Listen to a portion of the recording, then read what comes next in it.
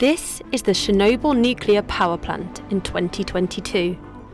The 19-mile exclusion zone surrounding the site serves as a harsh reminder of the events that took place here 36 years ago. A terrifying and unprecedented nuclear disaster that threatened to plunge Europe into a radioactive winter. Today, the highly toxic air, water and soil has rendered the exclusion zone uninhabitable for the next 20,000 years. Pripyat, an entire city founded in 1970 to house workers at the Chernobyl plant, is now a ghost town. Its inhabitants long departed, its buildings beginning to crumble and decay. As the flames raged at Chernobyl, civilians had no idea of the invisible killer that had been released.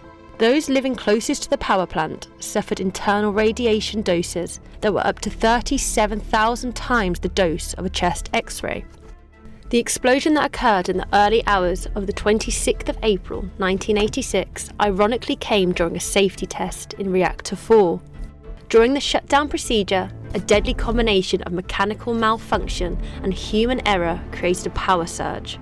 The resulting blast exposed the reactor's core, leaking billions of radioactive atoms into the air and creating a nuclear fallout 400 times higher than the Hiroshima bombing. 2 were killed in the explosion itself, but the true number of victims is impossible to gauge.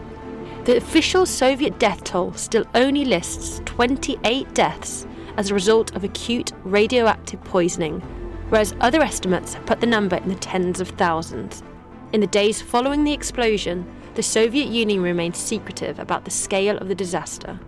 It wasn't until a sharp increase in radiation levels set off alarms at a nuclear power plant in Sweden, over 1,000 kilometres from Chernobyl, that the true horror became apparent.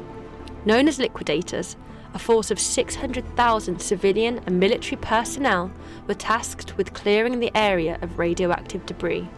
A sarcophagus was constructed around Reactor 4 to prevent the release of nuclear material, but the area remained too radioactive to stay for long. This year, the dangers of the Chernobyl nuclear plant were once again thrust into the public consciousness.